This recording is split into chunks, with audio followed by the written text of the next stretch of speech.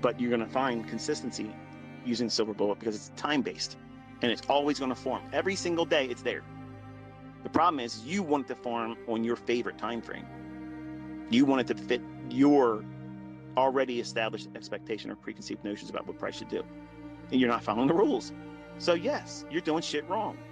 And you're not getting the results, and that's expected, right? If I give you a recipe and say, this is the ingredients, this is the order you do it, and this is what you should expect as a result, and you substitute something, okay? You leave a key ingredient out and replace it with what you think is better suited for that. You're not going to get the same result. And don't complain that you didn't get the result that was promoted by me that you should be getting if you're doing something outside the scope of the instructions and parameters I've given. If you come to me as an educator, as a mentor, you're trusting me enough to give me your attention initially. So why don't you fucking follow the rules that I've placed in front of you? You're failing. You are failing, not me. You are. So you have to change that shit. It's always going to be you.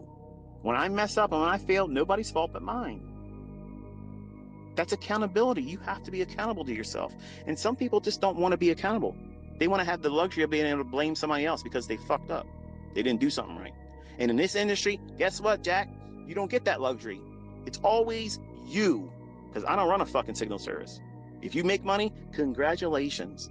You did it right. Well done. I am proud of you. If you lose money, eat that shit because you did it on your own. What do you mean, eat that shit? Learn from it.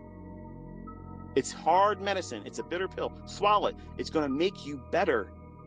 It will make you better. It's going to make you the trader you want to be. You think that it's always going to be the sugar highs that make you the best trader that you're ever going to be.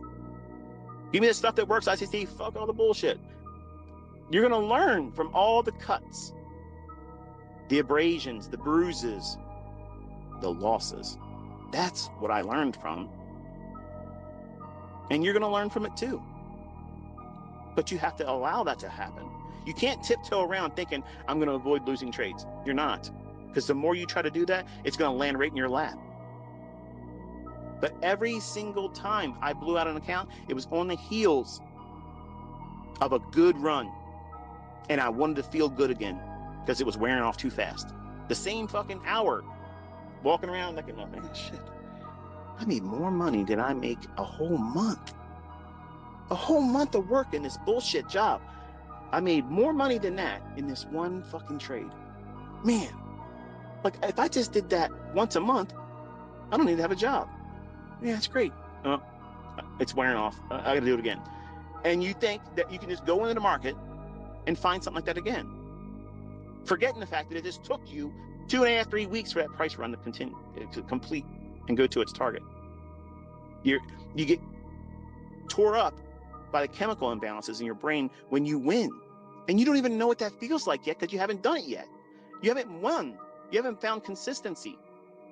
And when that achievement is reached, you have a whole new level of learning to go through. It's something, folks. It's a learning process.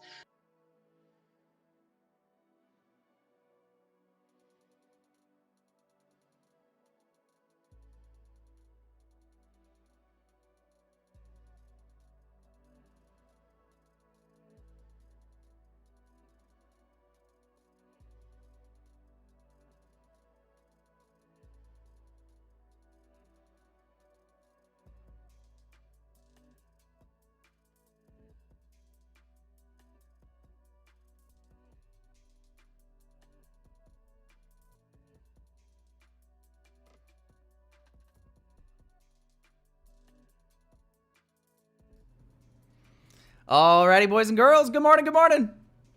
Happy, what is it today, Wednesday? Happy Wednesday, everybody. Happy hump day. Hope you guys are doing well. Good to be back, boys and girls. Good to be back. Good morning, good morning, good morning. Let me make sure audio is good here quick. Looks pretty good. All right, guys. Let me see what we got in the chat box. Say hello, if you're a real one. Good morning, Raymond. Good morning, Soft Trades. Good morning, Allie, Lynn, Weiler, Maida. Good morning, PEJW, Pear, Storm Scout. Good to see you, man. A Manical. What a name. Good morning. Wolf, good morning. Can I get a oh, yeah? There you go, Wolf. Looked like nobody wanted to give you one except Pear. Pear gave you one. What's up, Chad?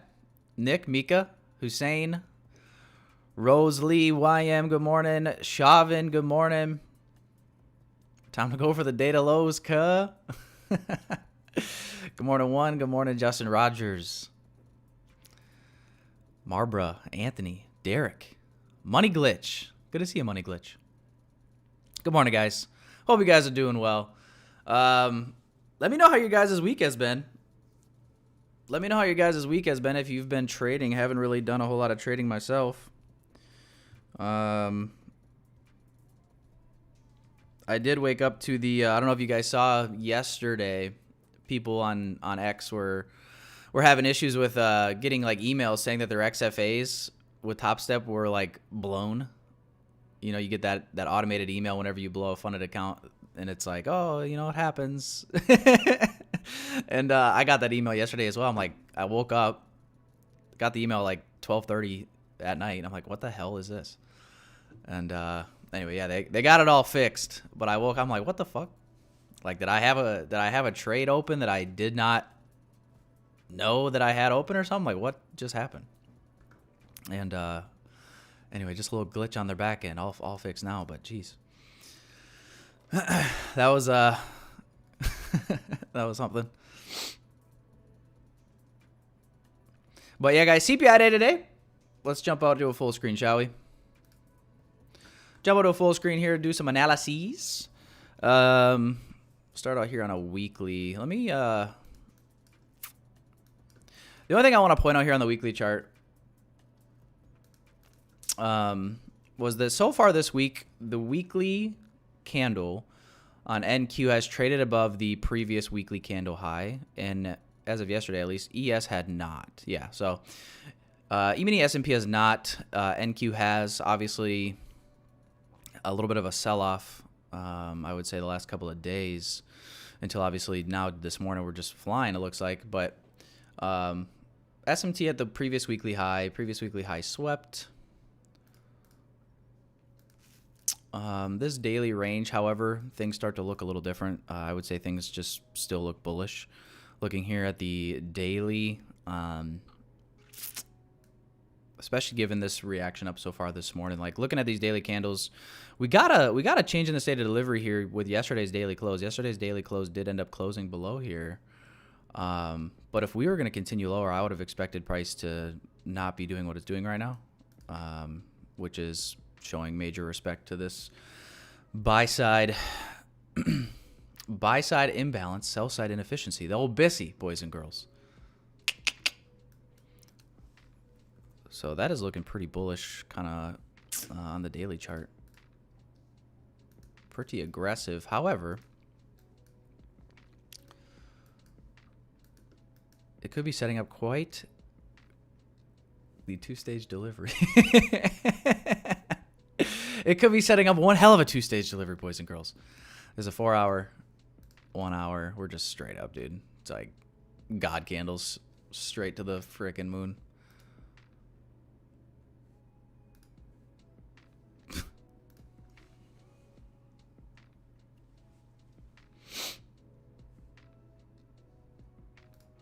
Just some God candles.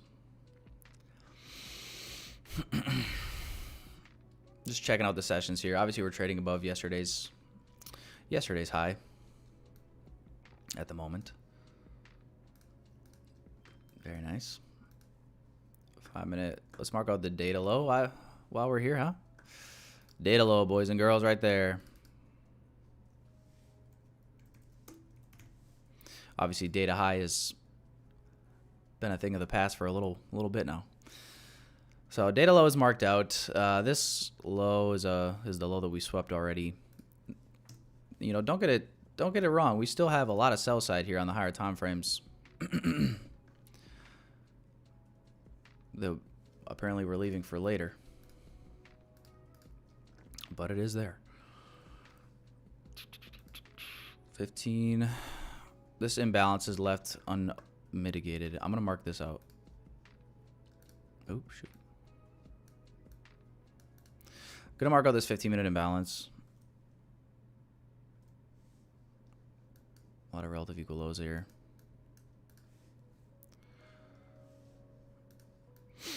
Could look for shorts down into there. You know, it's because of the way it looks on the daily, it definitely makes you wonder if it's worth trying to hold a trade all the way to the data low, or if that's maybe asking too much.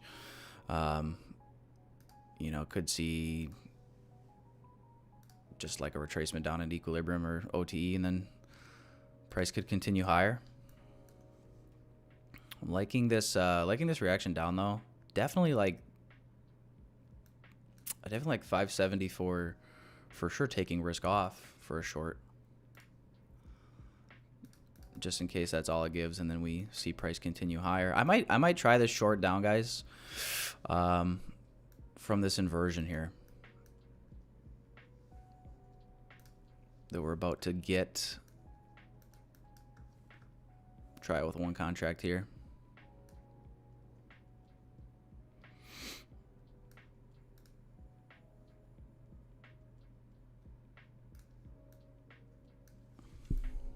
I'm trying this inversion right here. Just formed. Might be a little early. That's all right. We're doing it with fairly light risk here. Let's see.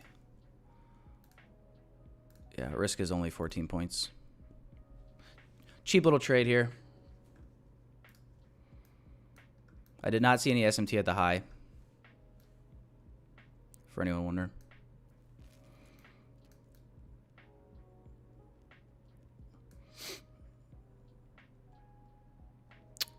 But reason for wanting to try this inversion, this is the fair value gap that obviously led to this new high. Yeah, looking like it's going to be okay. Stopped out minus 14 points real fast there. But yeah, this is the fair value gap that led to this new high here. My bias as of this moment is wanting to see retracement to the downside, even if it is just a correction to continue going higher on the daily. So didn't really mind that. Could be early though. We are 5 minutes till the macro begins.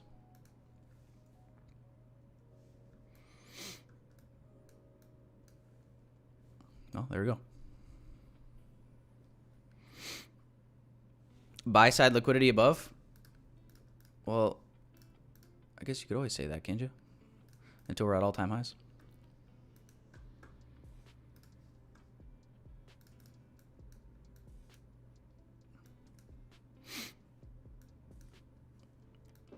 And I don't disagree. You know, I mean, I don't know how many times I would need to repeat this, but like I said, we could see something like this.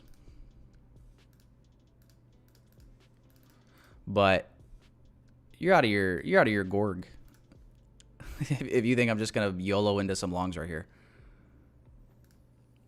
But the YouTube chat would be the place where you'd have people come in here and expect you to see this and like, oh yeah, let's just fucking keep buying right over here. Yeah, that'd be smart. Oh my god, it's up 300 points. Buy. Oh my god.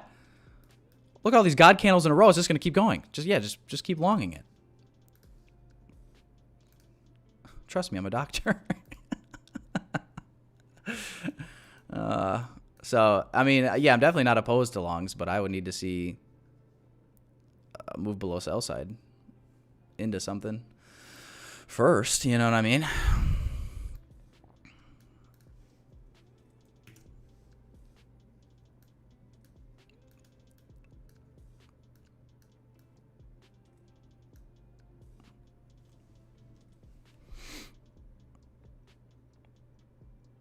At least it was over fast.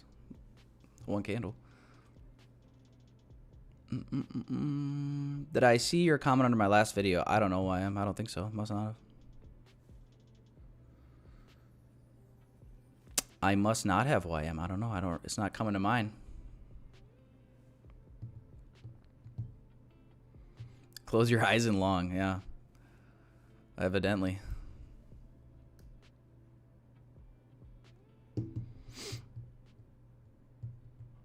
Secured 40 points. Where's your entry here? The only entry I would see, I guess, would be if, yeah, market opened up right here. Zoom in for you cats a little bit. Market open right here. 1 minute for value gap or first presentation for value gap. Is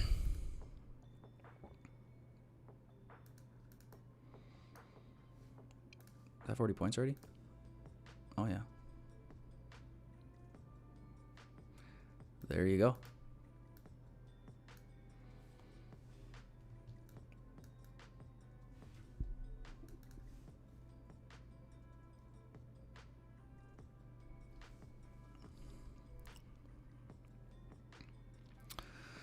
Fake TikTok account messaging you? Yeah, guys. I'll never message you guys on I'll never be messaging you guys randomly on anything.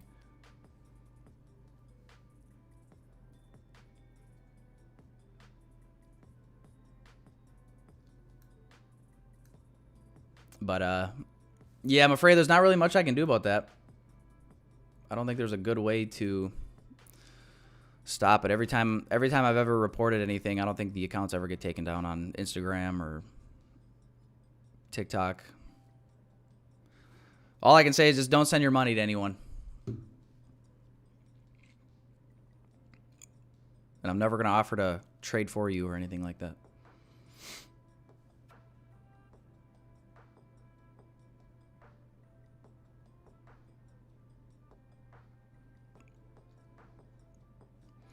Checking out the poll here, though.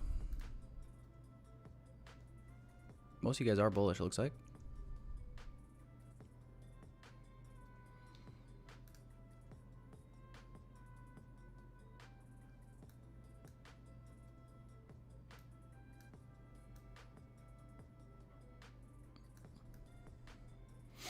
Buy side 706.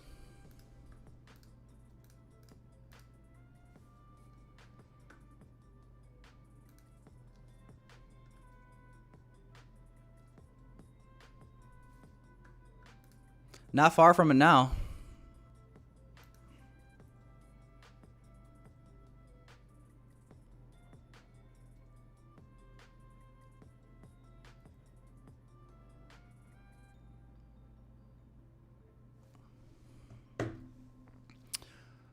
But, yeah, I mean, I would still like to see retracement before even caring about any longs.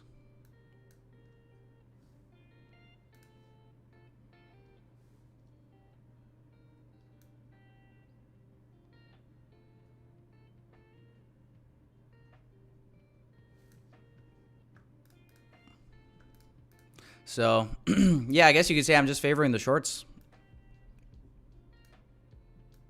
at this point. When and if they show up today.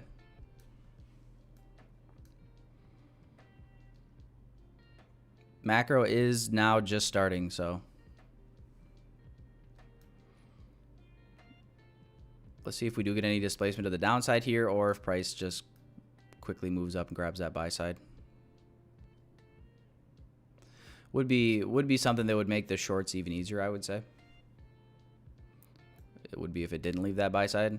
I think if we do retrace here, I think it's more likely that we will just see price like return to equilibrium of the range and then maybe continue to go take this out, having this be kind of a relative equal high left for more buy side. Would be how I would look at it.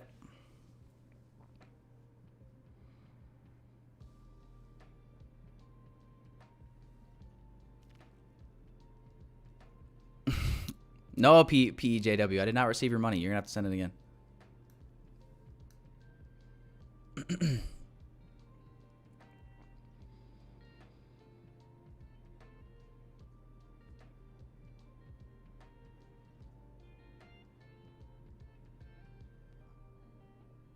Yeah, 10 a reversal could be in play here. Got like 8 minutes left on this hour. We do have, as well, we do have crude oil here in like 40 minutes. Nothing really too crazy to be concerned about, but it is on the way.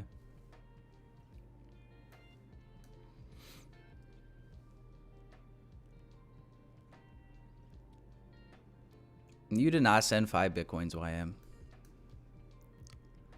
YM, be honest. Do you even have one full Bitcoin?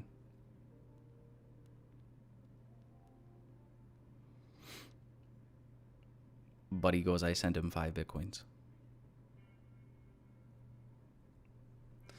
I didn't know you were that loose with 500 grand.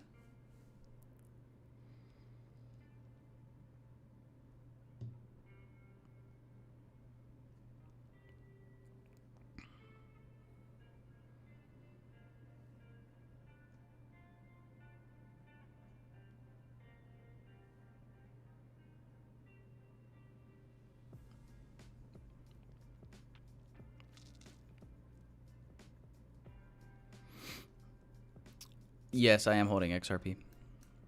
Ridja, where you been, man? I feel like I've been talking about XRP a lot. It's probably actually hurting my trading streams. I did a poll. Actually, let me go look at that. I did a poll in my YouTube community tab asking.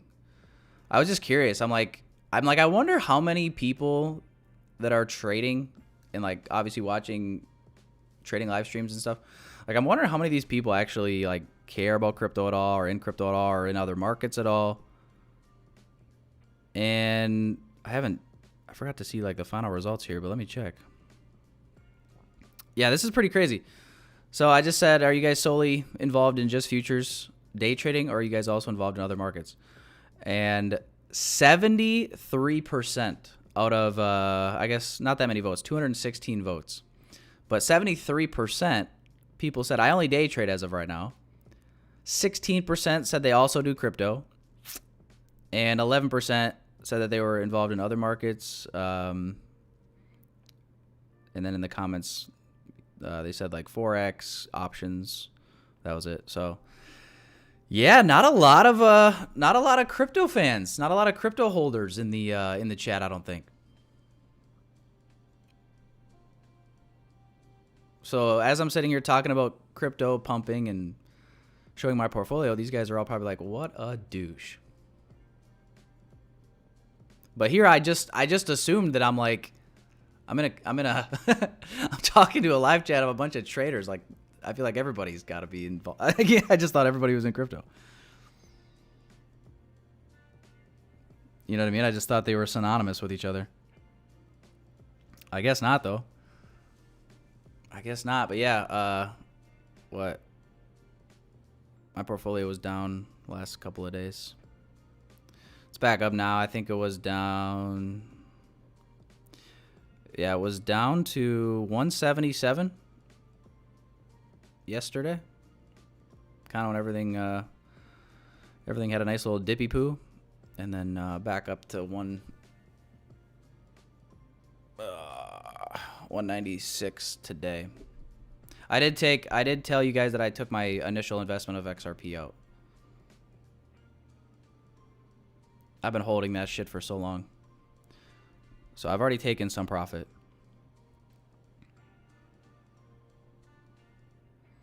Which is something that I did not do. I refused to do it last time around. I'm not going to make that mistake again. I'm going to be partialing and laddering the entire way up. Not trying to capture the full pull, as ICT would say. I don't care about trying to pick the exact tippity top. I just want to get an adequate amount of meat off the bone, if you will.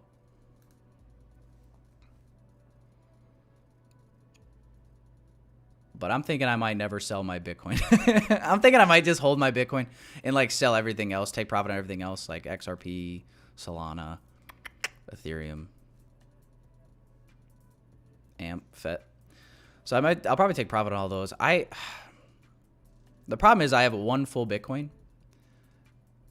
and my emotions and my pride and my ego doesn't want me to go under one full Bitcoin in my portfolio. It's like, what am I gonna do? Sell half a Bitcoin? The only reason I would do it would be to try to like time it to where I could increase my holdings, right? Like get out at like wherever I feel like the high could be with like half a Bitcoin. Not sell the full thing, but like sell half and then obviously wait for a couple years, get a little bear market action going on, and then try to scoop it up at a lower price, and obviously turn that 1 Bitcoin into, closer to 2 or over 2. That'd be the only reason to do it, but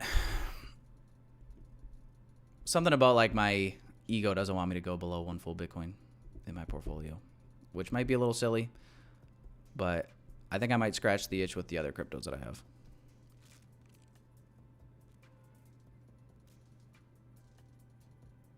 But I have been holding, well, what's so funny, actually, what's actually not funny at all, it's actually completely disgusting, is the first time holding Bitcoin, I held it from, I only held it for, I don't know, like a year, but I was a support and resistance trader when I first started doing anything with crypto. And so when price got to the previous all-time high back in 2020, if you guys remember, it was like 20,000 roughly. I remember prices getting up there, and I'm like, oh yeah, this is going to be one hell of a resistance level, boys. So I had like multiple Bitcoin. I had like 3, 4, or 5 maybe. I don't even remember exactly how many I had.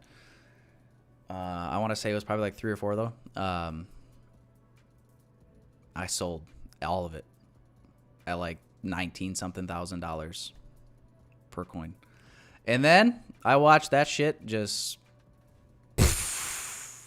right on through the all-time high and did not slow down at all until we were above 30K, which is my new entry. And at that moment, I said, maybe support and resistance can go and get... You know what I'm saying? Support resistance, he says. Fucking A. And then, yeah, I bought XRP when the SEC lawsuit came down years ago. Literally, if I would have waited like 30 more minutes, not even, I would have gotten a much better entry than I did. My entry was 30 cents. And then like 15, 30 minutes later, it was at like 17 cents. So could have maybe dollar cost averaged in there a little bit, would have helped me, but yeah, then held that through all of the BS. So all the bags are well earned. That's why I don't mind people that have been holding for a long time brag about their portfolio a little bit. It's like, dude, I got a guy message me and he was like kind of upset that I was posting screenshots of crypto doing well and shit, and yeah, he just didn't like that. I'm just like, bro, like, I realize like how much drawdown and just we've been sitting here for like 2-3 years now, just all sorts of BS, all sorts of bullshit. Everyone's like, everybody was down for the most part.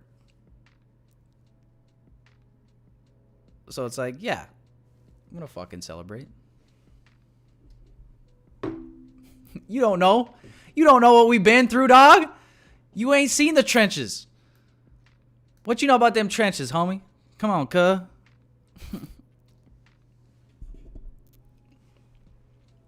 No, I didn't buy a chill guy. I wish. I did not.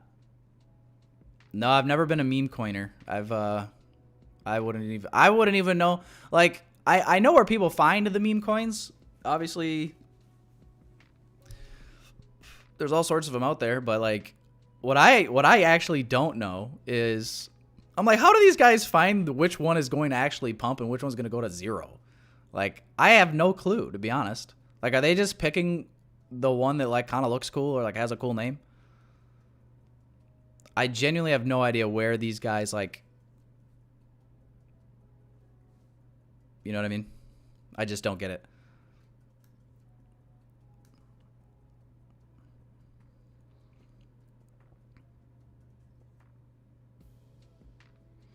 So safe to say crypto did you bad? No, crypto didn't do me bad.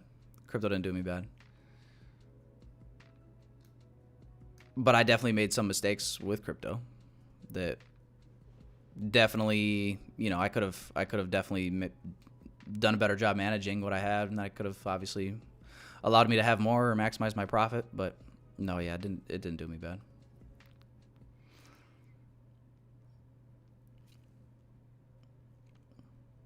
The School of Hard Knocks, as the old man likes to say, the School of Hard Knocks.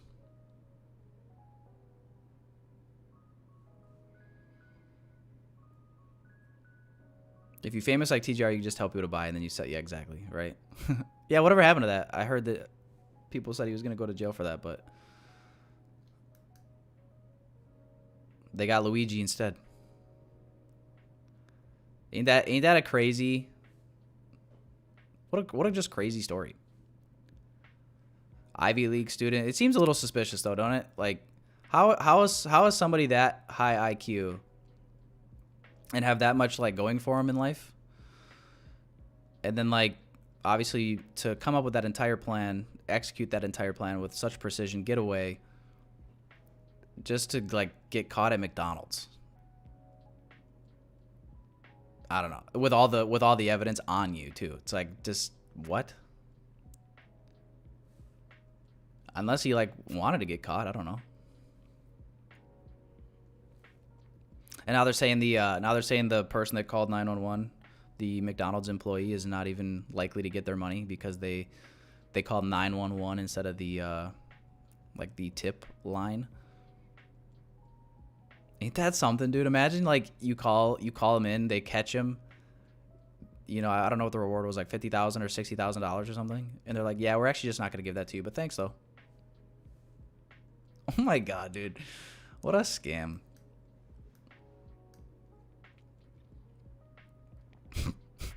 I mean, he did murder somebody, but like, you know what I'm saying? Could you imagine?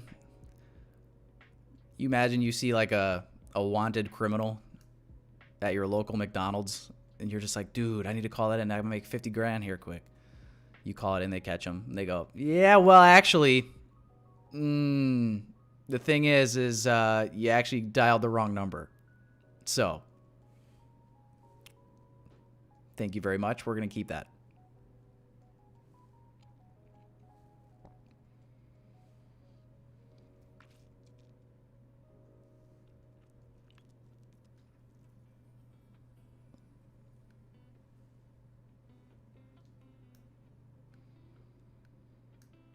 It'd be like Apex denying your payout with a rule that they changed while your payout was processing.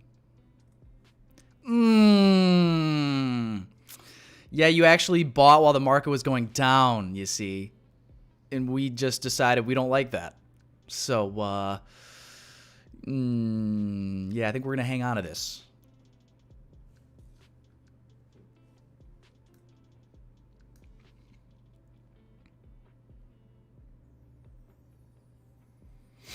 All right, there's buy side. Bang.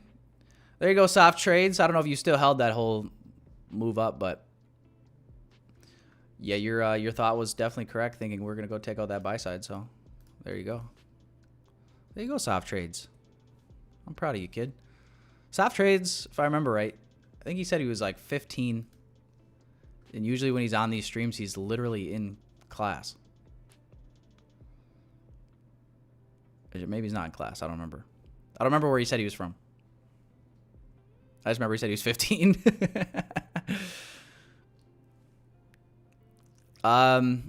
Not from Topstep or anything. My payout's never been denied. But I have had withdrawals denied back in the Forex days, trading on unregulated Forex brokers. I think the first time.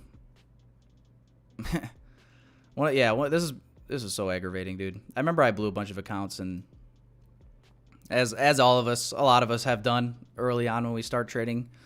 You know, keep in mind, like when I first started, prop firms really weren't as popular as they are now. Like I feel like prop firms are definitely kind of where everybody gravitates to now. But prop firms really weren't a thing that I was aware of at all when I first started trading. So like when I first started trading, you know, we just put money in live accounts. Yeah, Tyler Jacobs in the chat. He'll remember too. Him and I both like.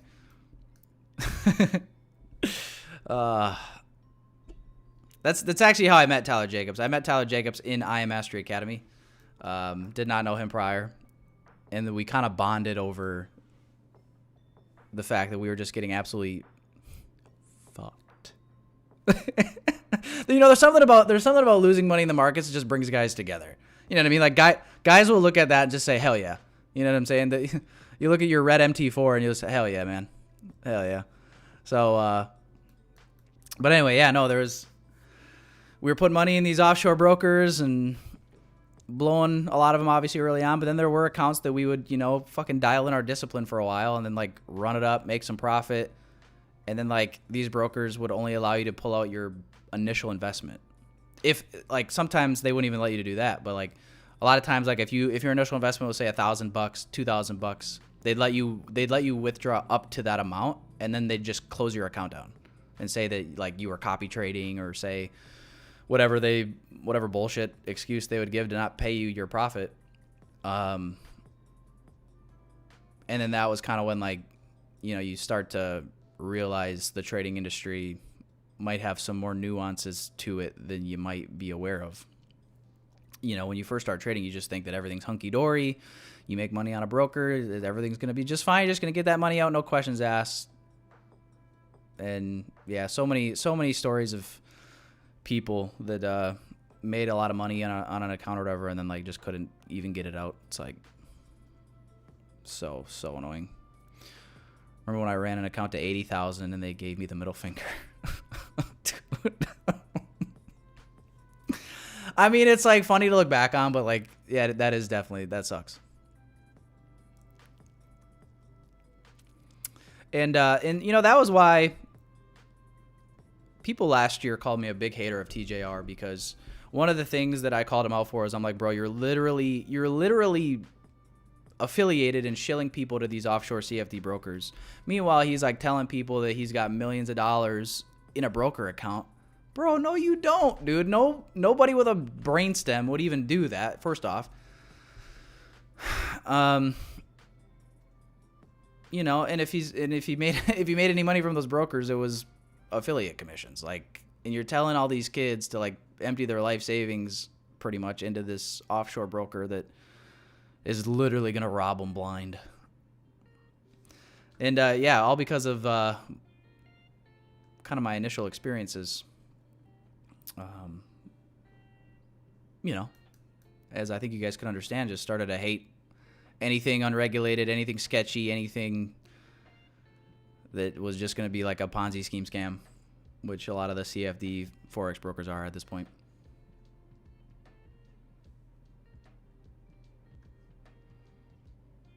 Hate to rain on any parades of anybody that might be in another country utilizing them, but it ain't really what it seems. I'll put it that way.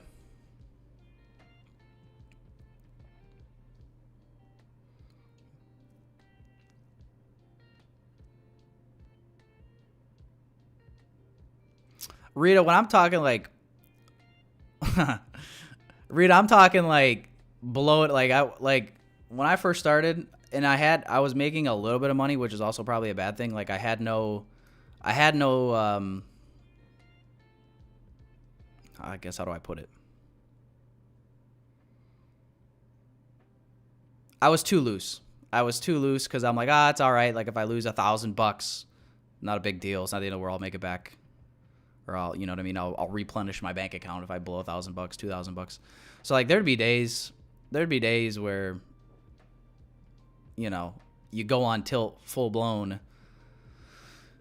Like my first couple of months trading, and I'm just sitting there, I'm like, blow an account, oh whatever, let me refund that quick, let me send, you'd have to fund all these accounts with Bitcoin, all these CFD offshore brokers, you'd fund them with Bitcoin, so you'd have to buy it on Cash App or Coinbase, send it over, wait for it to hit confirmations or whatever, 15 minutes go by, boom, it's good to go. Then I'd blow that account, do the same. There were days I did that 3 or 4 times, just absolutely going on tilt, gambling my little ass off.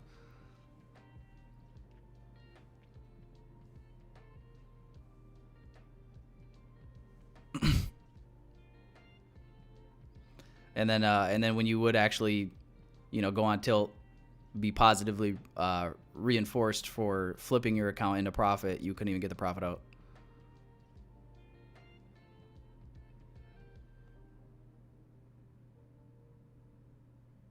Ain't that something? Ain't that something? Yeah, that was I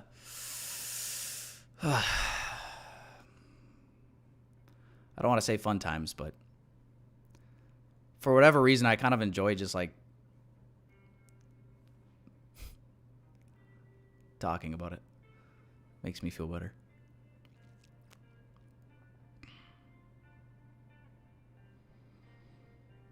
Yeah, William, the last time I said something, not last time, but when he got my initial TikTok banned and shut down, that was what he was saying. I want to sue you for defamation.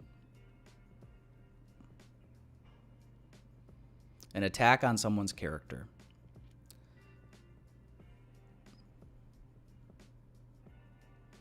Is defamation if what you're saying is true?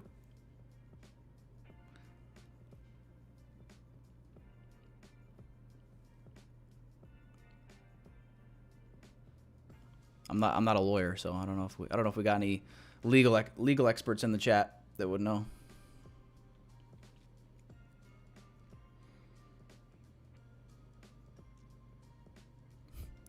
If I get sued for defamation before Patrick Whelan does, something's wrong. Although he probably has gotten a couple, didn't he? He's probably gotten some. He's probably gotten some paperwork over the over the last year or two, wouldn't you think? I mean, that's like all he does. He just sits there on Twitter and just goes nuts and just hates on everyone, I feel like. Like I don't even think he wants to be friends with anybody. I think that guy just is like scorched earth. Like his hair. Get it? Because he's ginger?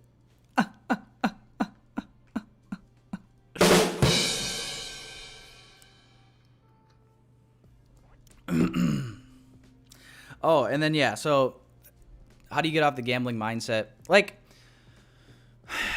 I'm never gonna say that that it fully ever leaves you. But what I will say, where it kind of got for me, kind of forced me to just not be a ding dong, was just like, bro, I lost enough money that it actually kind of started to hurt. Like really started to hurt. Especially like at the end of the year, like you're going through doing your taxes and stuff. You're always like going through like how much money you spent here, how much money you spent there, because you're looking for every write-off you can get, right? And you kind of do the math. You realize like, oh my God, I blew X amount funding these brokers, right? And then that's when it's kind of like, Jesus, dude. So that's what I would say. At least for me, I mean, I can't speak for other people. I mean, there's people out there like the Tory Trades of the world who will claim that she's never blown an account ever in her whole life. You believe it if you want. I don't know. I don't know what's true or not. But what I can say is, it's like, for me, yeah. I mean, once it hurts you enough to stop, I'll relate it to prop firms at this point, I guess. Like, if you're somebody that's turning and burning through combines and accounts left and right and center, and like, I'm sorry to say it, but the gambling part of you might not figure that part out until you kind of get to a point where you're like, dude, I cannot fucking afford, I can't afford to blow 5 more combines, dude. Like, and that's just where it has to get to for some people before they really start to like, dude, no, I have to literally treat this account like this is my last account I'll ever have.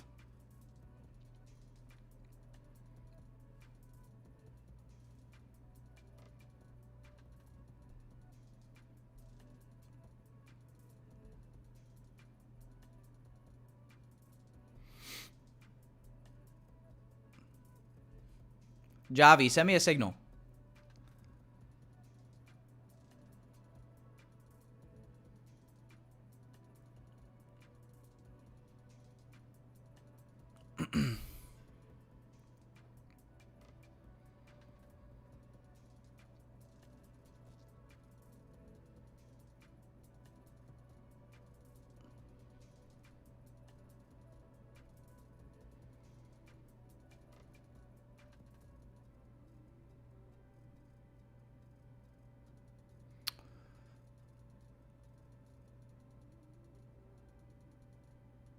Yeah, it is crazy detank trades. If you think about like, well, you guys will see if anybody goes through like at the end of the year. I don't know if anybody keeps any running totals, but maybe I'll put a poll. I'm gonna put a poll on my YouTube here probably at the end of the year when we're kind of wrapping up trading for the year. I'm super curious to see like how much money people are spending on average, like yearly on accounts. And I think it will be eye-opening because, you think about, are there people out there that are spending 5 to 10 to, dare I say, 20K on prop accounts? It's like, well,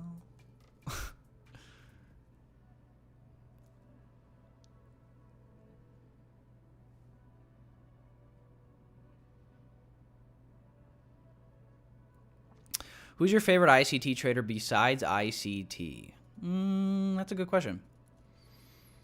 Who's my favorite? I don't like most of them, if I'm being honest. But probably the most well-known one would be Tanya. I have no problems with her.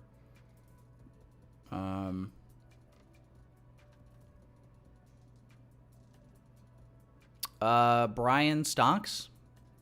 That's a good one. I like Brian. I mean, I'm just going off like names I've seen on like Twitter and YouTube here. I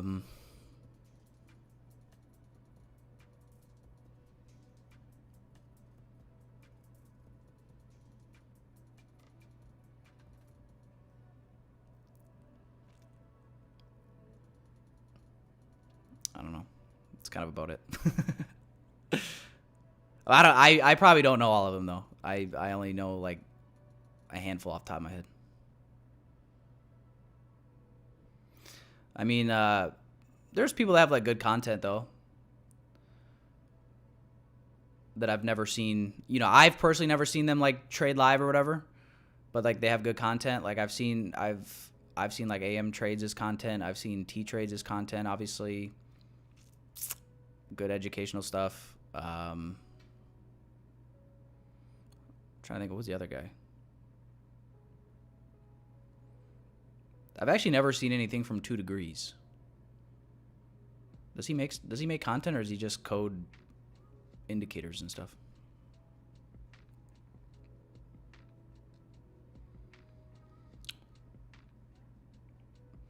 Yeah, I think Justin does a good job of kind of instilling the mindset in psychology and like stuff like that when it comes to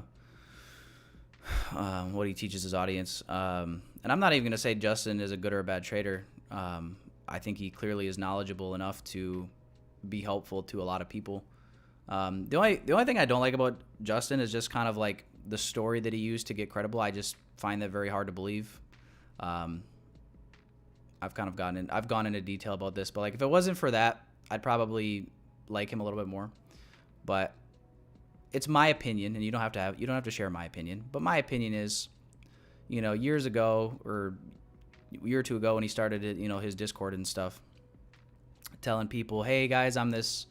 I don't even know how old he was. He's 18 years old at the time, probably. Like saying that he made 300K the year prior from just trading while he was in. Like, come on, dude.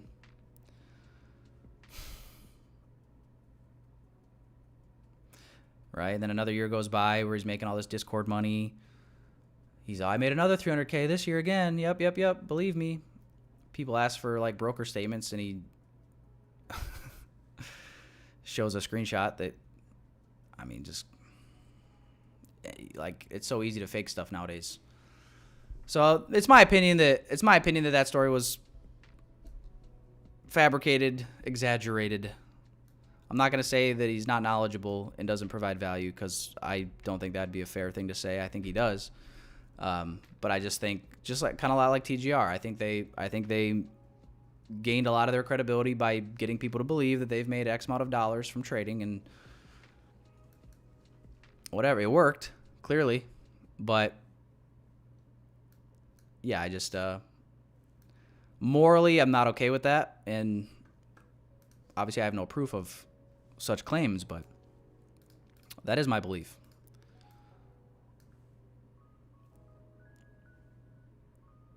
You know, that is my belief. But if you want to believe every 18-year-old out there with a course or mentorship to sell you has made multiple six figures from trading, if that's your prerogative and that's what makes you feel better is believing in all those stories, then you go right ahead. But I'll tell you this, either way, whether any of those stories are true or not, it doesn't even change. It doesn't change anything. Like, that's why it doesn't really pay to get too caught up in that stuff. People get so caught up in, like, is this person really profitable? Is this person not profitable? It's like, bro, okay, they're not. Let's say they're not profitable. Oh my God, let's say this crazy epiphany comes down from God himself and he shows you the truth. No, they're not profitable. Oh my God, they've never actually made money trading. Does that benefit you at all? You know what I mean? Does that? You see my point there, but you know, I don't know. There's definitely been a lot of riffraff all across the trading space. I think ICT is just so popularized now that now you're kind of starting to see some of it, obviously, with ICT stuff, but there's bad apples and everything. It doesn't matter if it's ICT or not.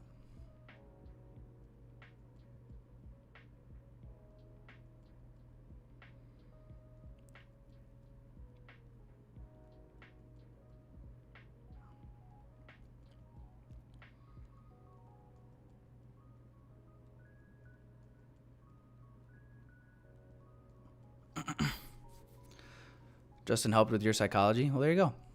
Yeah, I'm not saying there's no value. I think truthfully you can take away lessons from everybody. Some good lessons, some bad, right? Sometimes people can teach you what to do, and just by you having common sense, you can look at other people and learn what not to do, right? And sometimes that's more valuable. But I definitely think that you can learn from everyone something, right?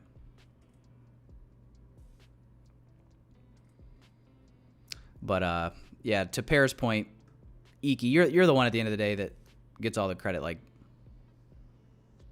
I think the other bad thing about, like, kind of like the influencer space as it is right now is, like, all these influencers want to, like, you know, share the screenshots. You know, oh my God, we banked live today with the squad, right? WWW in the chat, and, like, they're posting it on their stories, and then, like, you know, people are sharing profits in a Discord, and then they're screenshotting that, putting that on their story. You know, because they're, call it what it is, trying to get credit for that. And it's like, bro, you can't get credit for that. Like, you're not going to take the blame when they blow 10 accounts either, right? Because you're the one doing it at the end of the day. So you get all the credit and you get all the blame. That's how this works. And you're the one that has to live with the consequences of your decisions, good or bad.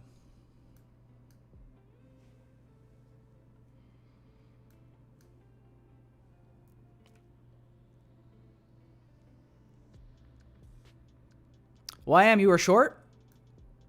I'm kind of just chilling right now. Kind of at an in-between time here.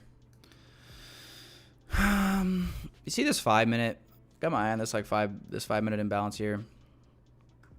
Obviously, we'd like to see this inverse here if we're gonna have any chance of looking for shorts, I would say. Was waiting to see if price was going to quickly displace to the downside, but nothing yet. Yeah, the only opportunity, honestly, today is just, I mean, literally, market opens up, just click the buy button, dude. There was first presentation for value gap here. I mean, but it's just been pretty much totally one-sided today. I feel like we've had a lot of just one-sided days this month, where market opens up and we just go straight down or straight up. And lately, it's just been straight up.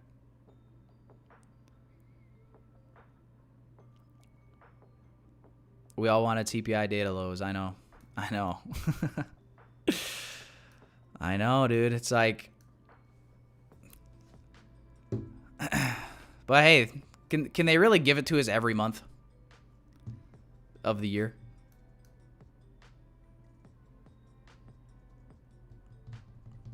There's got to be at least 1 month that they don't do it, right?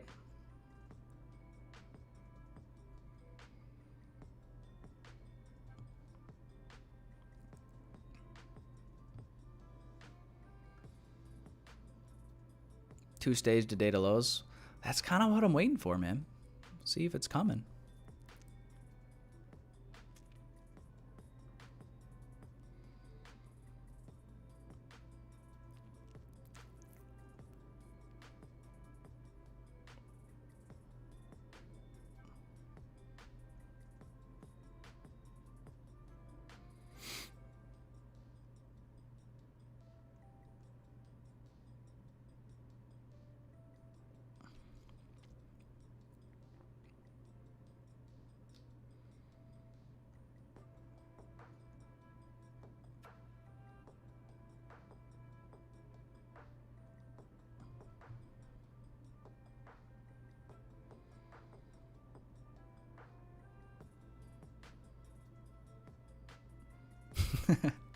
Good luck, Oscar.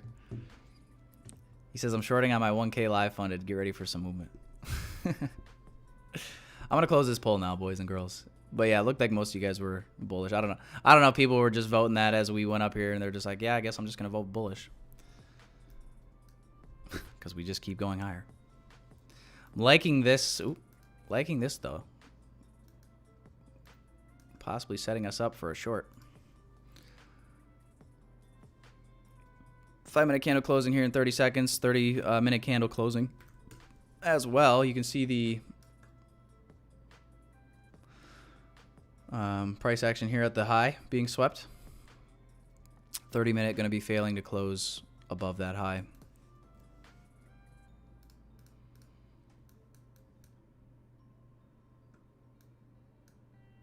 And now it gives us a lot of room to even take it down to that 15-minute fair value gap. Oh, shoot. Guys, I'm going to try a short.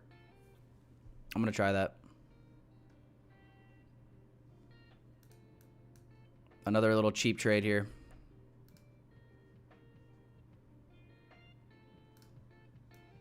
In this 1 minute fair value gap.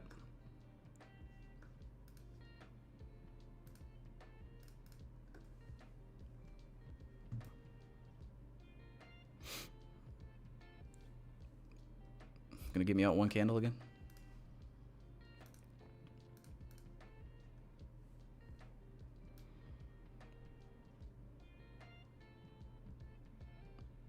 It can't go up forever, right?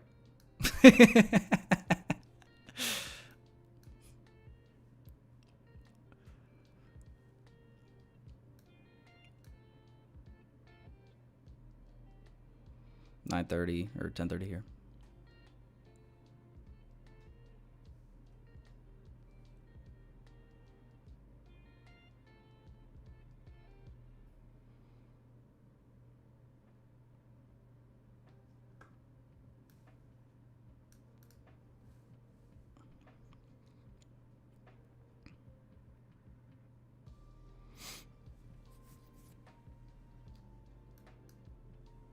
You think we need another manipulation, Iki?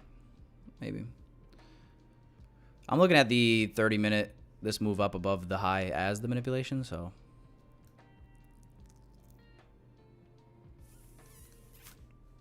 I guess we'll see.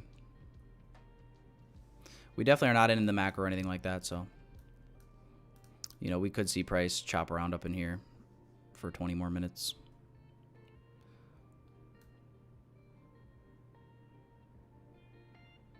Just inversed. Gonna get stopped out.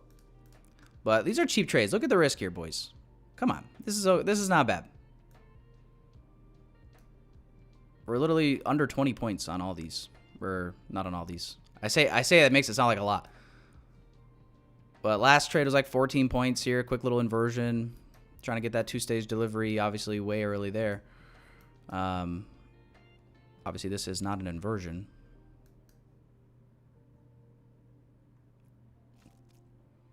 but it's pretty fucking easy to eat up $500 to $600 in losses.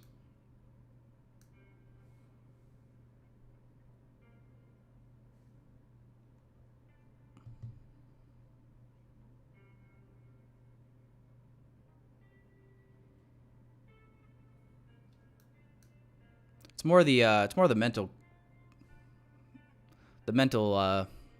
capital, I guess, of just taking an L, which would be harder.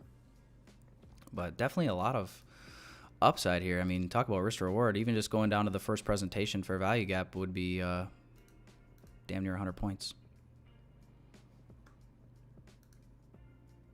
And like, I don't know, those are the trades that are, I just don't mind, like the cheap, light, tight risk, amazing risk reward, over 1 to 5, like,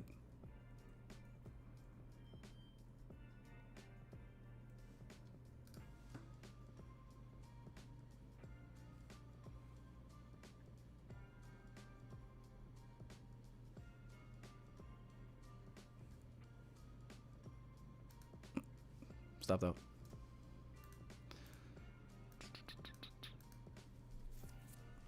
You know, I'm seeing all these like relative equal lows here too.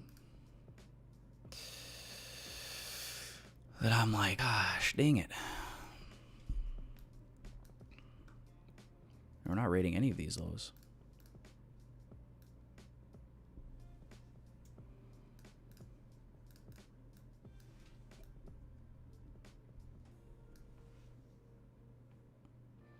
So I guess, yeah, thought process there. Sweep of buy side, obviously one.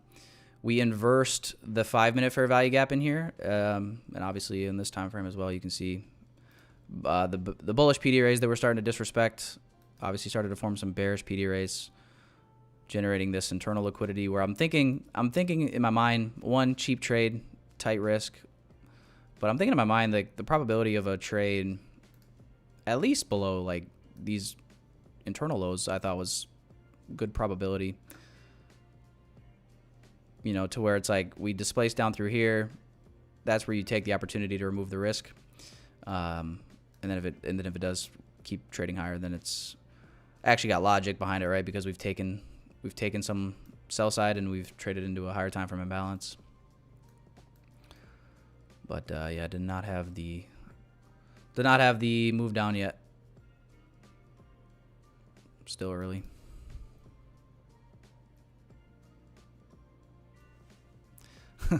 Can't go up forever, right? Yeah, okay. Can't we?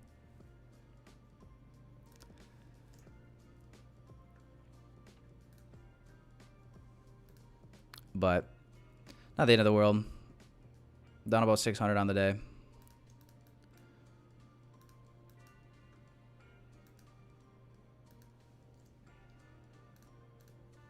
So all in all, pretty light.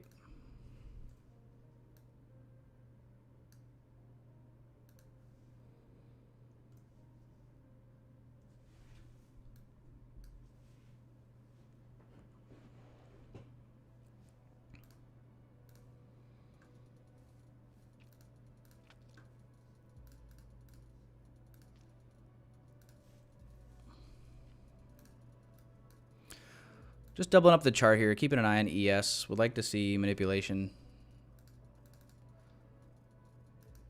around this high. Looking to see if we form any SMT if we run this one more time. Oops.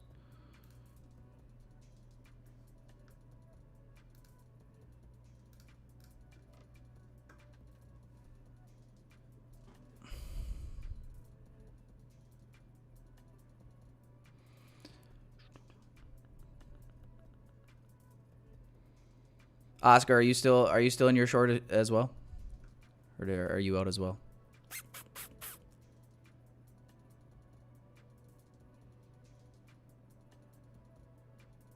How many trades? I took 2 trades, Iggy.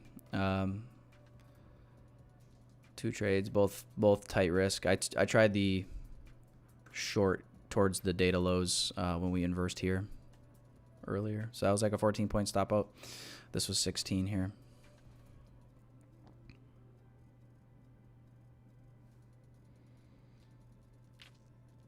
Is it feasible to consistently generate $10,000 per month using funded trading accounts as a source of income? Realistically, how long might it take for a new trader to achieve this level of proficiency or receive their first payout? Would you recommend focusing on practicing with demo account before investing in a funded account? Yeah, I would always recommend practicing on demo before doing anything. The only reason you should ever be going from demo to a combine or a funded account or like a personal funded account would be because obviously you're performing well and your edge is proving to actually be an edge in your demo, and then that's when you transition. But I would say if you can't be, but the problem with demo trading, here's the problem. The problem with demo trading is there's no way to replicate the emotion that you're going to feel on purely paper. So I've always kind of been of the opinion lately that I actually think it's more beneficial for somebody to have some skin in the game. It could be, and it could be a live funded account, like a personal funded account that you start off with just a low amount of money, right? And just risk like the lowest size. Because even using let's just say you were to trade like 1 micro or something, that's still at least real money to the point where it'll be a little bit more beneficial for you than just paper trading. Because what happens with demo trading is people do things that they actually would not do in their real account. Like when you're in a demo account, you don't give a shit. You're just like, wow, whatever, I'll hold it, just to see if it works out. And then when you're actually in a real account, you never would have held that trade, right? You'd have been feeling the emotions of it, got to secure it, get out, whatever thought is going through your head. And then, in demo, you take trades that you actually wouldn't take. So it's just a different element when it's actually real in some degree. I don't believe anybody actually treats a demo account completely like they treat their, real account. And that's why obviously combines are demo as well, but there's still some skin in the game there, right? You had to spend $49.99 or $149 to get it. So it's not like it's completely demo in that way, if that makes sense. Just because you have a little bit of skin in the game. So, and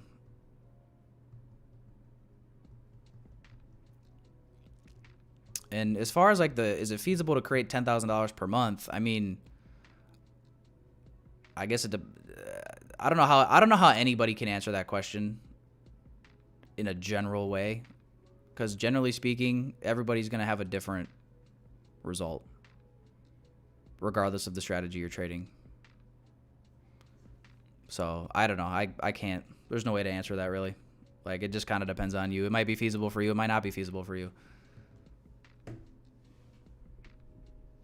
But it's definitely not definitely not easy. I definitely wouldn't have the impression that it would ever be easy because somebody on YouTube or Twitter is making you believe that it's pretty fucking easy. They just do it every month. It's no big deal. No big deal. I make $20K a month trading this simple model. Join my Discord and you'll learn how to trade it.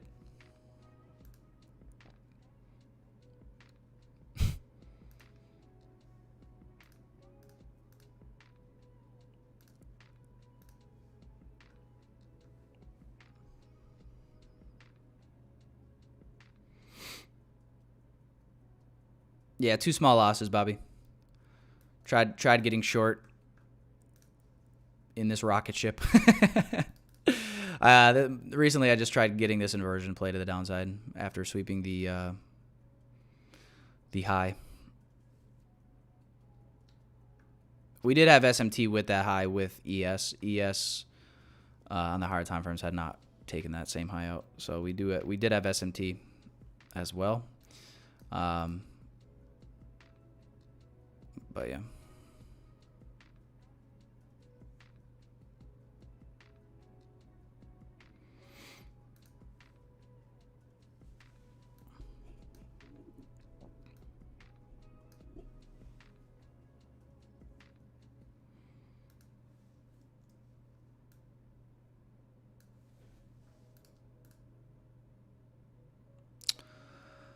But yeah, we'll looking for one more good trade here, hopefully in this macro. The only good thing about those losses is I didn't hate the logic behind them, especially not this last one. I didn't hate the logic. The only thing that would have made it better is obviously being aligned with the macro in time, but definitely didn't hate the logic there. I really liked that the trades were cheap, the stops were tight. So it'll be easy to recoup, but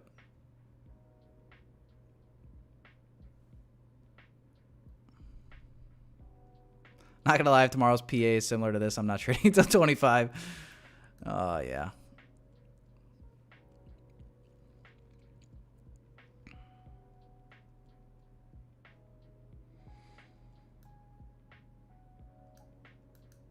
This just gives you the opportunity to practice those patience. Practice those patience a little bit more.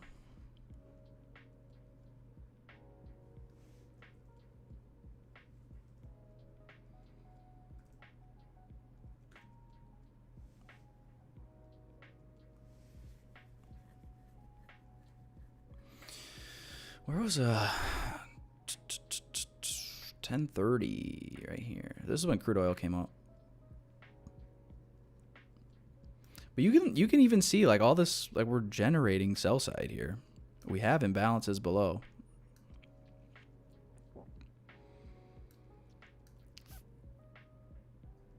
I'm a little tempted to short here.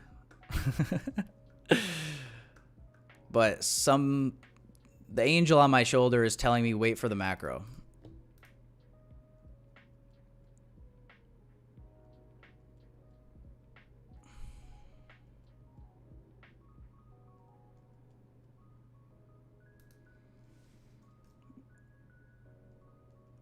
You know what I mean? You got that little angel and that little devil on your shoulder. Like, it looks like a good setup, but something just tells me we're going to see some fuckery until the macro.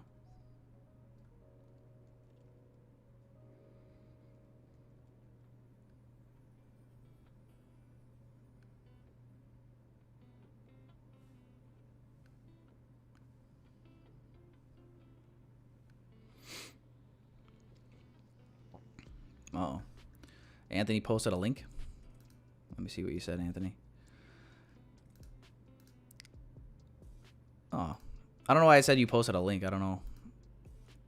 And then he says, Tyler, I need some real advice. Every time I get an eval, I'm sure you know this, but I'm at a point where I'm either nicely green or I blow the account. Months ago, I wouldn't do this. Keep repeating this. I'm confused. What is the... You're either nicely green or you blow the account. What other option is there?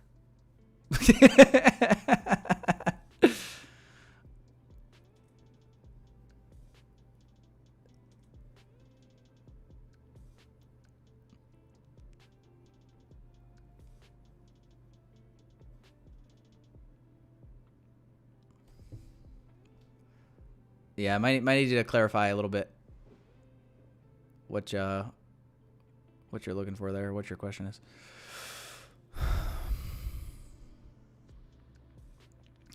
Oscar said he's going to spend the entirety of January making back the losses from December. Well, Oscar, it's might be a bad time to tell you. January might be worse than December. No, I'm just kidding. Hopefully not. Maybe like the first week or two.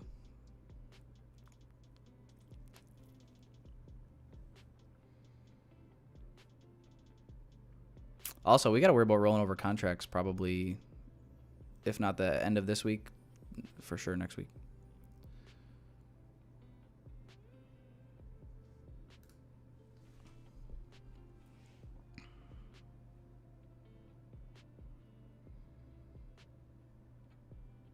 How much is your account at a lose? I'm down 600 for the day. If that's what you're asking.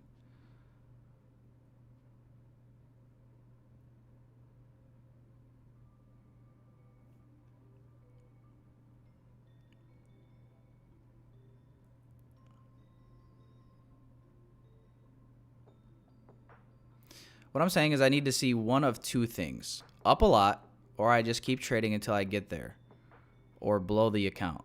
I don't accept a small loss for the day and move on. Ah, okay. Yeah, you just need to have a rule then of, for example,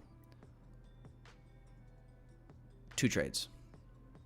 2 trades, or a risk limit, right? Like whatever rule you need to put in place to just prevent you from overtrading, because that's what it sounds like from when you say I don't accept a small loss for the day and move on.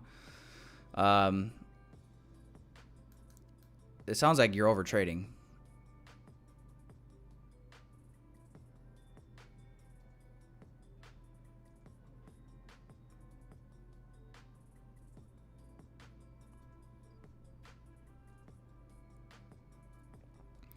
Like, I'll put it this way.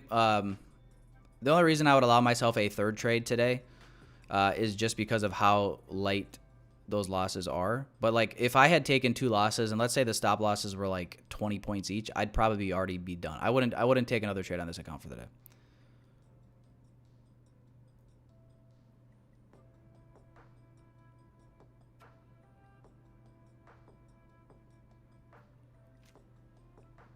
You know, I'd be down over 0.5%, which is kind of where I draw the line. If I lose anywhere from like 0 or like 0.5% to 1%, usually if I, you know, depending on your stop loss size and stuff, it'll fall in that range. For me, if I take a couple L's, but that's usually where I draw the line. But like, yeah, I definitely on this account, like, I'll just close the stream like if I took another L, but like I'll be done after that.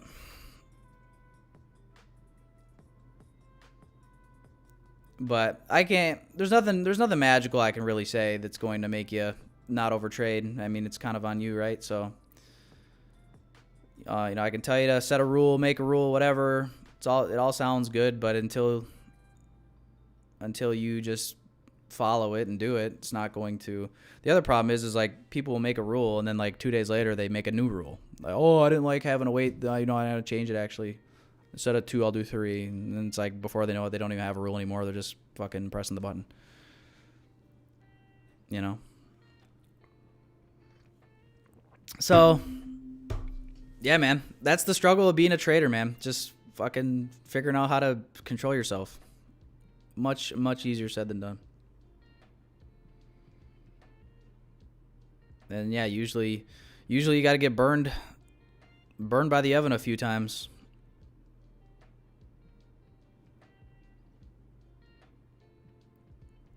Macro is starting, guys.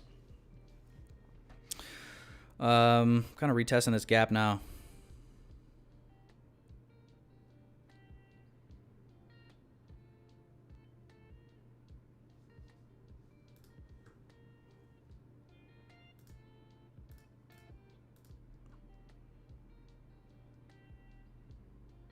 I may join in this short if I see us start to kind of push away here.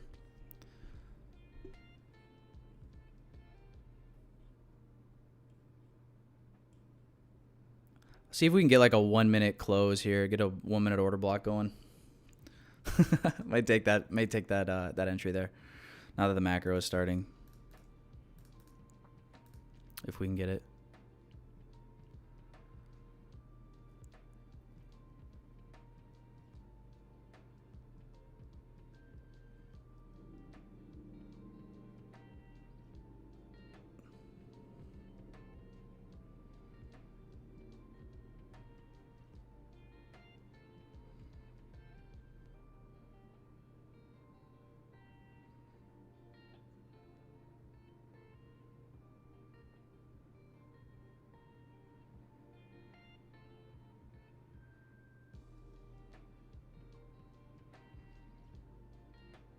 Yeah, the ES chart looked kind of ugly, to be honest.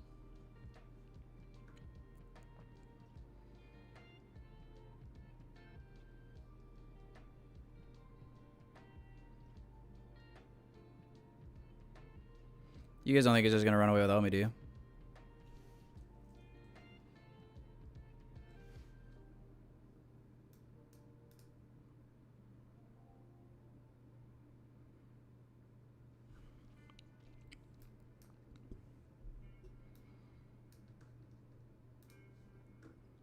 All right, 30-second fair value gap. See if price can return into here.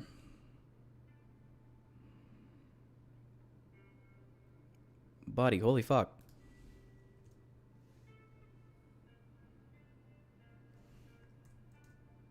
Oh, shit.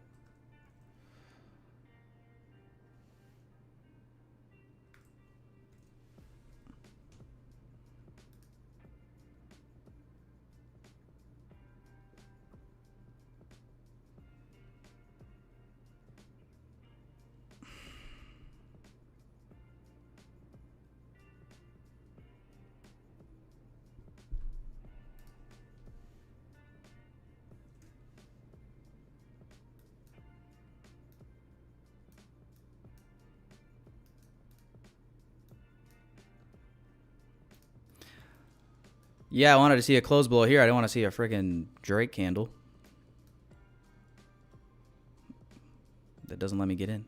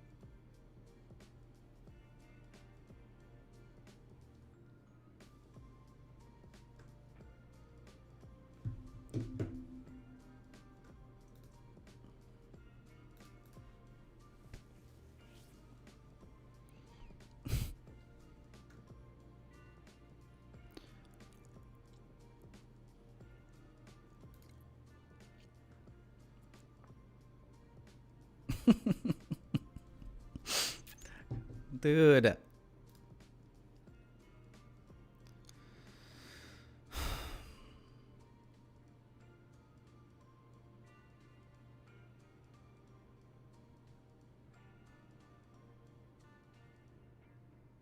I'm going to enter preemptively over here on Topstep X.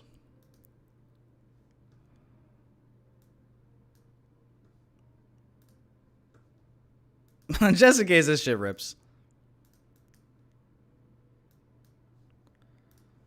Leaving this limit in this 1 minute, though. So fucking annoying. Breakaway gap.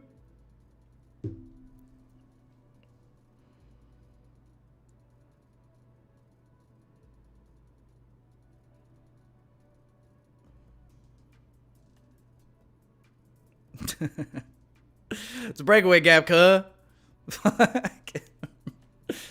Not yet. We haven't left any other imbalances below it yet.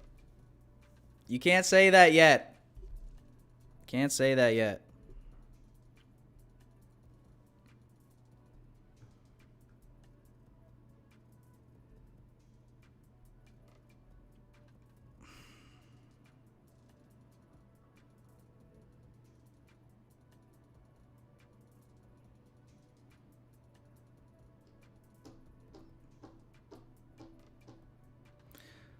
Oh, Lord and Savior Jesus Christ, give us a little wiki poo up into here, please. Thank you.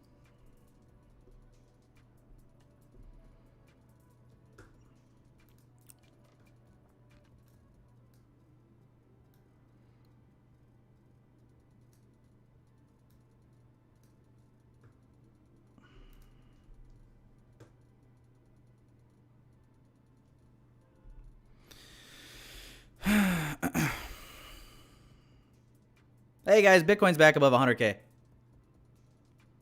Just thought I'd let you guys know. Good job. XRP's bouncing back.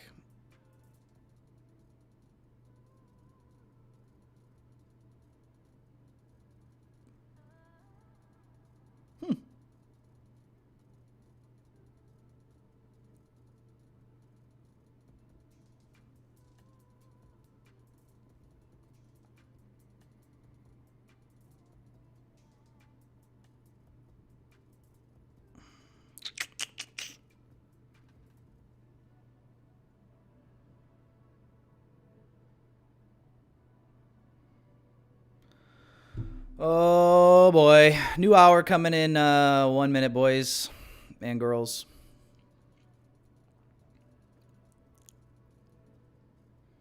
Tyler with the blasphemy. What did I say? What did I say that was blasphemous? I'm just a chill guy for real. Performance issue alert. Come on. You guys see that? Let Chrome make it inactive? No. I'm using it right now.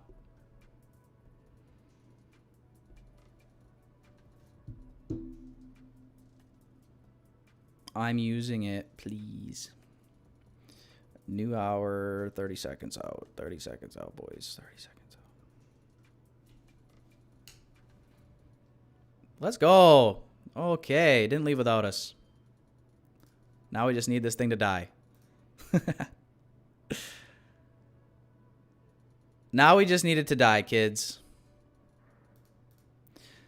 Yeah, I guess I don't see a reason to put my stop any higher than this. If we go to my stop loss, we're probably going higher anyway, right? It's kind of my thinking. What's up, Jax? Jax, we're about to make back all of our money, or we're going to be 0-3 and it's not going to be a good day. Come on, Jackson. Get in here.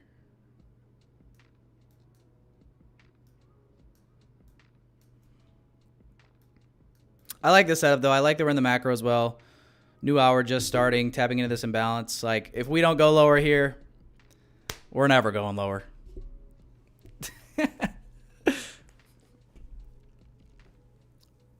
You asked God to give you money? I did? What did I say exactly? What was the quote? I don't remember saying that specifically, but yeah, of course. I'm always going to ask my Lord and Savior Jesus Christ for many blessings. Of course, of course.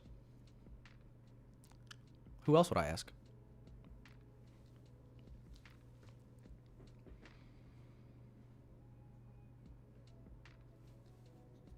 You know what I'm saying? Who else am I supposed to ask? The government?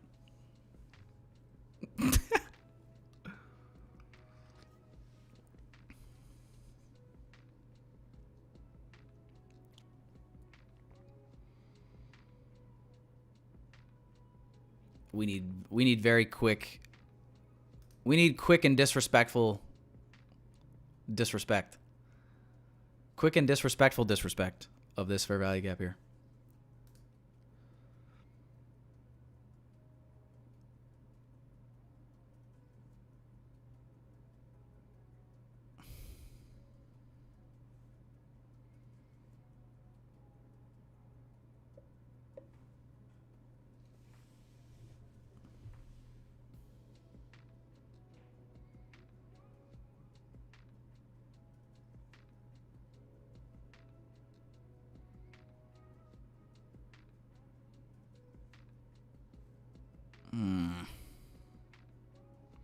My dad's calling.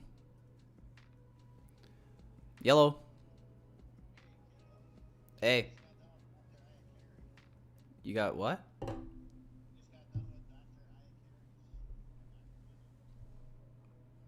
How'd that? Yeah. Well, that's good.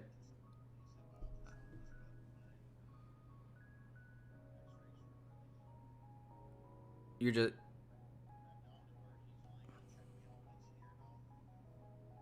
Okay.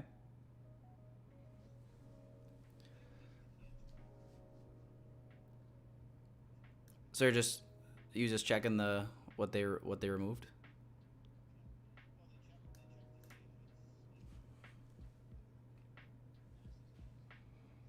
Yeah. Okay. Well, I might have to call you back here in like 10 minutes. I'm trading at the moment. All right, sounds good. I'll talk to you in a bit. Bye. Huh, wrong number.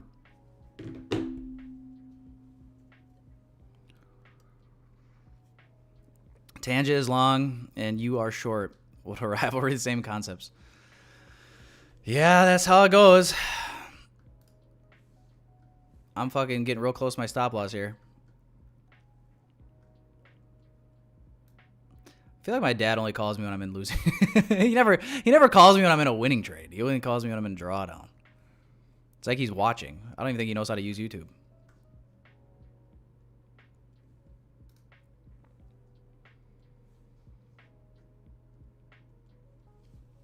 Ugh. Are you winning, son? You guys ever see that meme?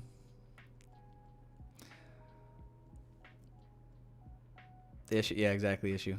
That's funny.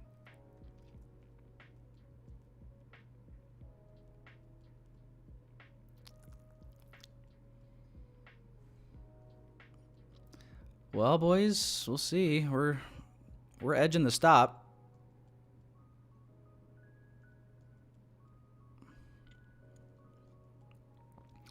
How much higher can we go, you ask? All the way to the fucking moon.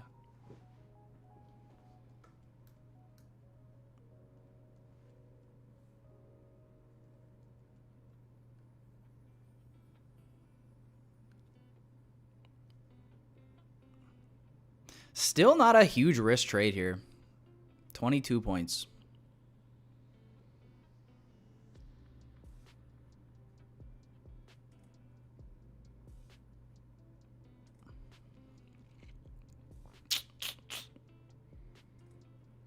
Oh and 3.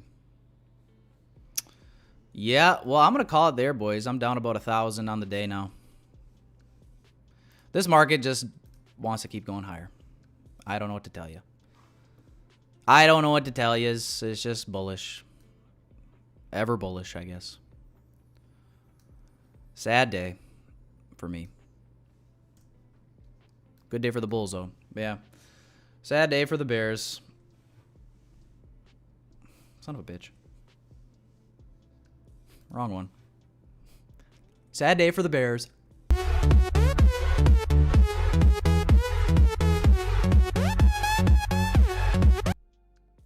Back where you fucking started, Wagey. Someone has to fucking flip the burgers, dumbass.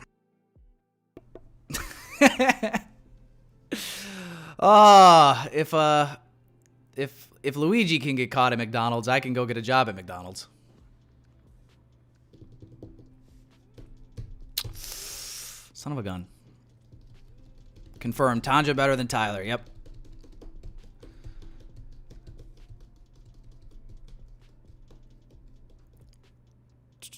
Look at your comment from a couple minutes ago.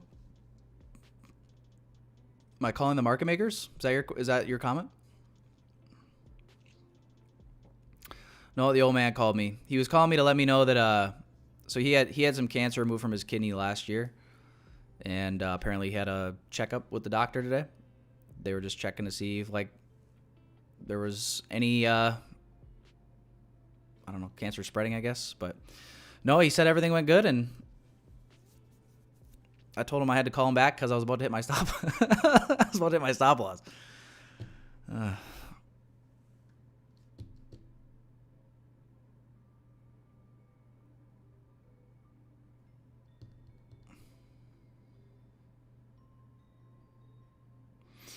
The reason I didn't close manually is because so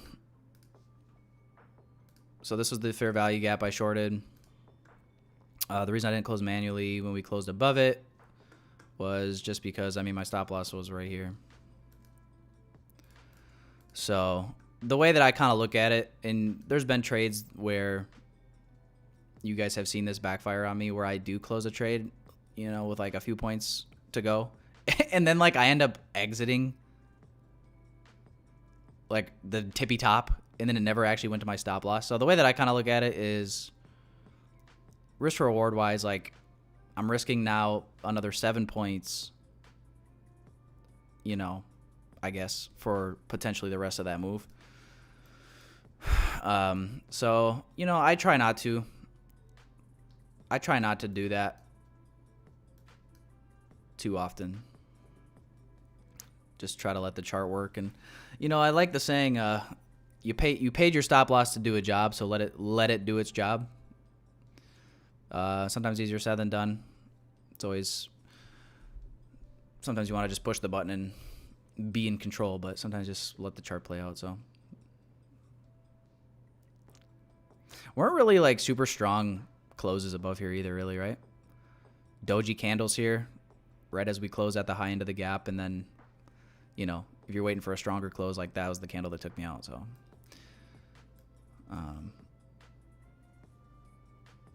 yeah, that's all I can really say, I guess. No, about we leave the relative equal lows and first going to sweep buy side one more time with SMT. Oh, I see. Well, whatever crystal ball you're selling, I'm buying.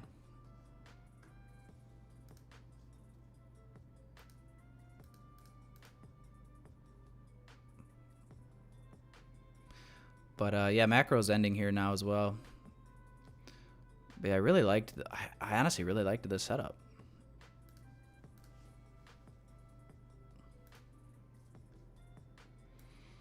I guess we did trade down into this 15-minute, didn't we? Why don't you guys tell me?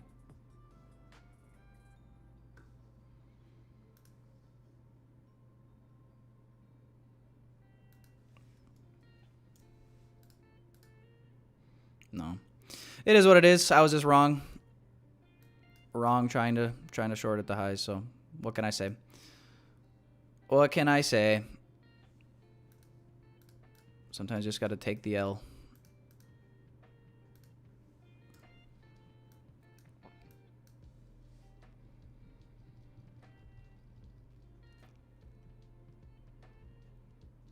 Tyler feels a little like you marry your bias because you want the news lows. Yeah, you could say that I was a little... I mean, but again, though, it's like, what do you want me to do, man? You want me to see a 200-point move to the upside and on a two-stage delivery day, CPI day, like just keep buying? It just doesn't seem logical to me.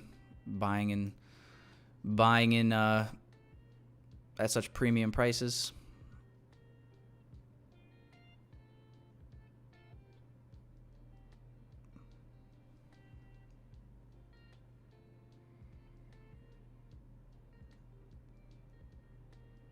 But yeah, down 1,000 for the day. 0-3, all short attempts up in here, so it's all good. The only good thing is the stops were pretty tight. Obviously, didn't do more than one contract, so again, one really good winning trade, and we're back in green despite all that. So that's just kind of what you got to keep in mind.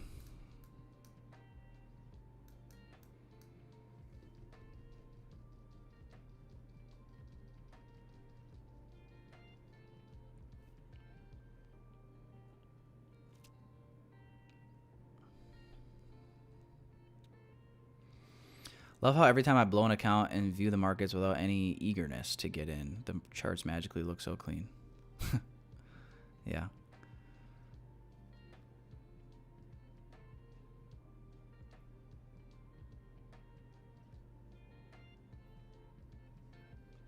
Yeah, Melra, all-time highs. All-time highs. I don't know. That's all I got to say. I guess the other thing, you know, you're talking about SMT.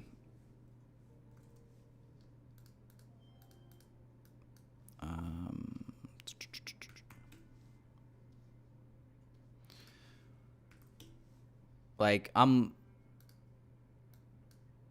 I was still keeping like this in mind, right? So obviously NQ traded above here. I guess what kind of fooled me as well is like that 30-minute, like this is a 30-minute chart on NASDAQ here. So like this is a 30-minute chart. We sweep this high and just look at these candles. Like this candle close here. Definitely aided in my marrying of the bearish bias, you could say. And then obviously SMT with this high here with ES. So like had this in mind the whole time.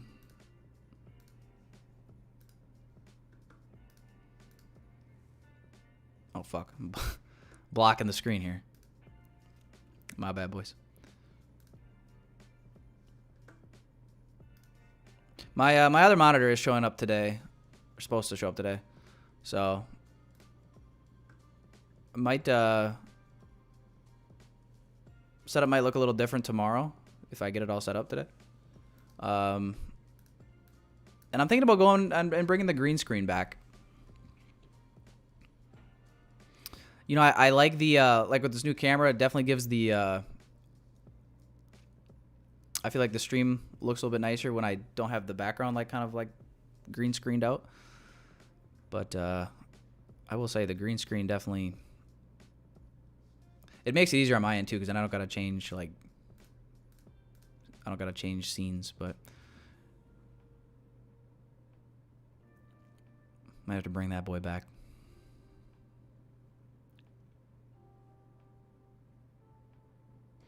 Not gonna lie, you should take a break streaming and just focus on trading. I don't know how you saw shorts. Oh, okay. No, I'll probably keep streaming though. You can take a break from watching my streams though, William, if you want.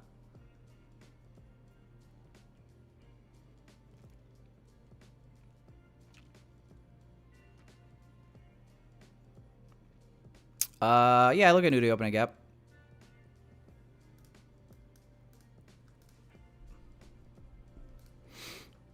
Where's New Day opening gap anyway?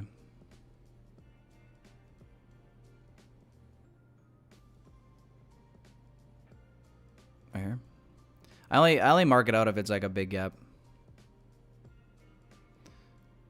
Not really much here.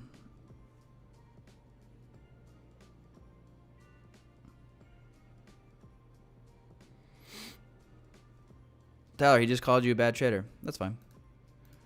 I mean, I took 3 L's today, so it's a good day to call me that, I suppose. As long as he shows the same love back on winning days. That's all I ask for is consistency, you know. But yeah, I better get off the stream here, boys. I'm gonna give the old man a holler back. I think he was excited about the good news and he wanted to talk for a few minutes. So I think I'm gonna give him a holler back. But yeah, I'm on 3. Yeah, down 1,000. So I'll just wait for a really good clean setup in the future to try to make that back. But I'm not hating. I said break to recalibrate, just focus purely on trading. Yeah, I didn't take what you were saying as hating.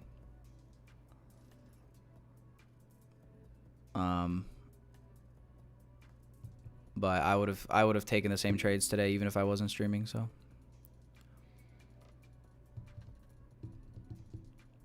it's all good. I'm not down enough to where it's the end all be all. One good trade on one contract and you're back in green. Eat up 3 losses with 1 win, so it's all good. Just gotta look for a good setup and not be emotional in revenge trade and things like that. So yeah, that's all I can really say, boys.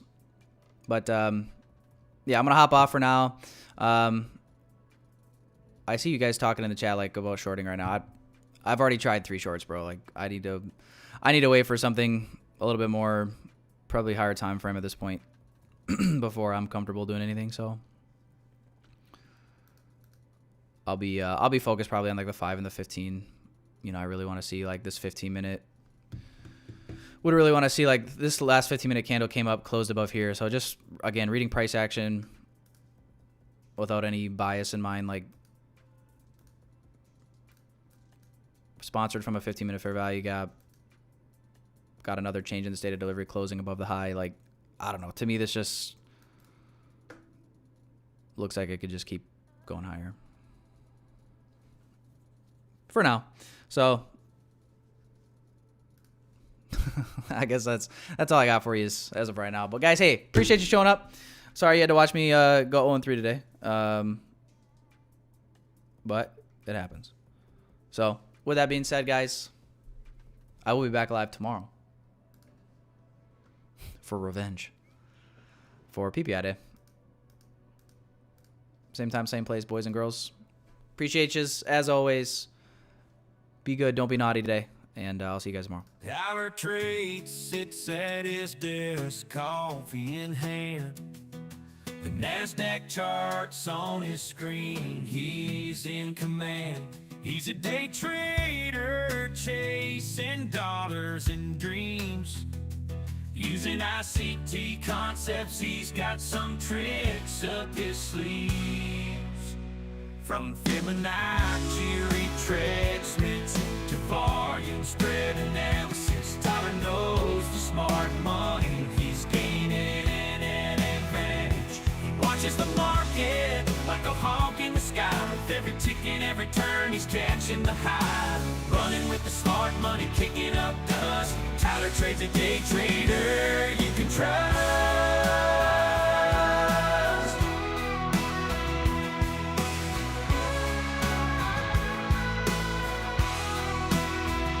He's dancing with the bulls, riding with the bears, making moves, taking risks. He's a millionaire.